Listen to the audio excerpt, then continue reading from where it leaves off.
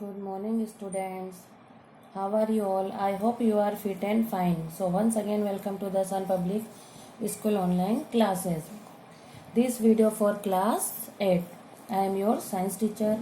So, students, we will try our best to make you study well. I hope you are reading to every part of chapter 1 crop production and management. So, today we will continue our chapter reading. Crop seasons.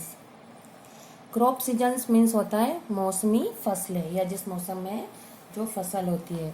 Various crops require different climate condition and temperature for their growth and completion of their life cycle. विभिन्न प्रकार की फसलें require different climate. क्या उसके लिए क्या आवश्यक होती है? Different climate condition and temperature उनकी वृद्धि के लिए और उसके लाइफ साइकिल को पूरा करने के लिए. हर चीज़ में डिफरेंट होता है, उसको कंडीशन और टेम्परेचर चाहिए होता है. Depend on seasonal condition. और किस पर डिपेंड होती है वो? मौसमी स्थिति पर. And the time of growth और उसके टाइम वृद्धि के समय पर. There are main crop seasons in our country. हमारे देश में दो मुख्य फसल के मौसम हैं. दीज आर, जो यहाँ पर हैं या नीचे हैं, kharif crop, rabi crop. These are sown in rainy season from month of June and harvested around October. इसे कब बोया जाता है? रेनी सीजन में. कब से? जून से. और इसकी हार्वेस्टेड अराउंड अक्टूबर मीन्स कटाई कब की जाती है? अक्टूबर के आसपास. For example paddy, pigeon pea, अरहर जिसे तुअर की दाल भी कहा जाता है, maize, cotton, soybean and groundnut and kharif crops. ये सारी कौन सी क्रॉप्स है? Kharif. Rabi crops. These are sown in winter season. इसे कब बोया जाता है? सर्दियों के मौसम में. फ्रॉम द मंथ, कौन से मंथ से? अक्टूबर से. एंड हार्वेस्टेड और कटाई की जाती है अराउंड अप्रैल के आसपास. For example wheat, gram, peas, mustard, linseed, oil seed and barley are rabi crops. इन सब को क्या कहा जाता है? रबी क्रॉप्स कहा जाता है. आपको पता है ग्राम मीन्स चना होता है, पीस मीन्स भी पता है, मस्टर्ड, लाइन सीड मीन्स होता है तिलहन. और लाइन सीड मीन्स होता है अलसी का बीज. आपने देखा होगा ब्राउन ब्राउन होता है. ऑयल सीड मीन्स होता है तिलहन जिसका तेल हम यूज़ करते हैं. एंड बेरली जिसे जौ कहा जाता है और आपकी लैंग्वेज में जौ कहते हैं. Okay.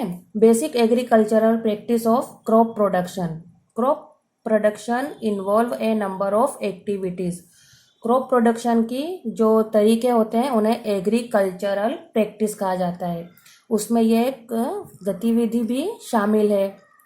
Like preparation of soil, जैसे कि मिट्टी की तैयारी करना, सोविंग ऑफ सीड्स, बीजों को बोना, एंड सो ऑन और उन्हें निकालना. Till farmers are able to harvested and store the crop produce means जब तक किसान फसल की पैदावार और भंडारण या स्टोरेज करने में सक्षम नहीं हो जाते हैं. The activities of task which a farmer perform to cultivate a crop are referred as agricultural practice. तब तक जो भी किसान फसल की खेती करने के लिए प्रदर्शन करता है या परफॉर्मेंस करता है उसे खेती के तरीके कहा जाता है. These agricultural task are as follows. ये कई तरीकों पर फॉलो किया जाता है, जैसे कि प्रिपरेशन ऑफ सॉइल, मिट्टी की तैयारी करना, बाय प्लकिंग एंड लेवलिंग, किसके द्वारा? हल से उसको लेवल करना. Application of manure and fertilisers. Application means अनुप्रयोग करना, किसका? खाद और उर्वरक का. वीडिंग मीन्स खरपतवार. आपने देखा है बहुत सारी खेत में अपने अनाज के साथ साथ फालतू पौधे भी उगते हैं, उन्हें खरपतवार कहते हैं. रिमूव ऑफ वीड्स, उन्हें हटाना या उन्हें उखाड़ना. हार्वेस्टिंग मीन्स कटाई. थ्रेशिंग मीन्स साफ करना. एंड विनोइंग मीन्स फटकना. स्टोरेज मीन्स भंडारण करना या इकट्ठा करना, जमा करना. सोविंग ऑफ सीड्स मीन्स बीज को बोना. इरिगेशन मीन्स सिंचाई. फर्स्ट है हमारा preparation of soil. Before sowing the seeds, बीजों को बोने से पहले, it is important to prepare the soil. सबसे इम्पोर्टेंट क्या होता है उसमें? मिट्टी की तैयारी करना. Preparation of soil is done by turning and loosening the soil. आपको पता है खेत में जब हम लोग फसल नहीं बोते उस वक्त कितनी कठोर मिट्टी रहती है, कितनी टाइट टाइट रहती है, तो उसको पहले क्या किया जाता है, सॉफ्ट किया जाता है। लूजनिंग मीन्स ढीला करना, टर्निंग मीन्स उसे पलटना ऊपर नीचे करके और उसे थोड़ी सी ढीली करके उसे फसल उगाने के अकॉर्डिंग करना। The process of turning and loosening the soil is called plucking. और इस प्रक्रिया को क्या कहा जाता है, टर्निंग एंड लूजनिंग की इस प्रक्रिया को क्या कहा जाता है, टर्निंग और लूजनिंग की इस प्रोसेस को क्या जाता है, प्लकिंग और टिलिंग। ठीक है, plucking helps the soil in A number of following veg. ये भी किन पर डिपेंड है या इनके कौन से तरीके हैं जो यहाँ पर आपको बता रखे हैं। It helps is loosening the soil so that it can hold more water and air. यह मिट्टी को ढीला या सॉफ्ट करने में मदद कर सकता है जिससे यह अधिक पानी और हवा को पकड़ सके। नेक्स्ट है the loose soil also help in the growth of earthworms. आपको पता है अर्थवॉर्म मीन्स होता है केचुए।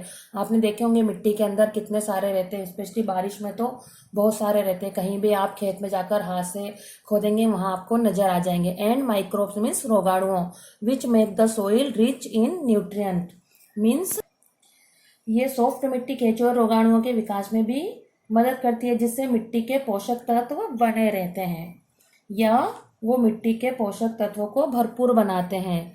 It is also easy to mix the fertiliser and manure in the loose soil. इसका मतलब ये होता है कि उसमें पोषक तत्व भरपूर मात्रा में बने रहें। It aerates the soil, the roots can thus breathe easily. ये मदद करता है जिससे जड़ें आसानी से सांसें ले सकें। जब मिट्टी बिल्कुल सॉफ्ट हो जाएगी तो इजी गोइंग उसमें आप कोई सा भी बीज डालेंगे तो वो कितने अच्छे से उसमें अपनी वो उग सकेगा उसमें, या आसानी से जब वो उगेगा तो उसकी जड़ें फैल सकेगी। नेक्स्ट है हमारा D, it helps in easy penetration of the roots of seedling. ये मदद करता है, पेंट्रेशन मीन्स प्रवेश करना, रूट्स ऑफ सीडलिंग। आपने देखा है बीज को जब अंदर बोते हैं तो उसमें से थोड़े से पौधे या अंकुर निकलते हैं उनकी जड़ों को प्रवेश कराने के लिए। Nutrient rich soil is brought up from lower level of soil so the plants can use this nutrients. Nutrients rich means होते हैं पोषक तत्वों से भरपूर मिट्टी को मिट्टी के निचले स्तर में लाया जाता है। अप फ्रॉम लोअर लेवल है ना, निचले स्तर में लाया जाता है, इसलिए पौधे इन पोषक तत्वों का उपयोग कर सकते हैं। So the plants can use this nutrient, इन पोषक तत्वों का यूज कर सकते हैं। It helps in removing the weeds by uprooting them. आपको पता है रिमूविंग मीन्स हटाना, वीड्स मतलब वही उखाड़ना, खरपतवार, अपरूटिंग मीन्स खरपतवार जो फालतू पौधे होते हैं या हमारी फसल से अलग होते हैं उन्हें उखाड़ना। ये उन्हें उखाड़कर खरपतवारों को हटाने में मदद करता है। So students, I hope you understood today lesson very well. Dasan public school की इस ऑनलाइन क्लास में जो कुछ आपने आज सीखा और मैंने आपको जो रीडिंग करवाया उसे आप फिर से एक बार रीड करेंगे और अच्छे से समझेंगे। So good day students and take care of yourself.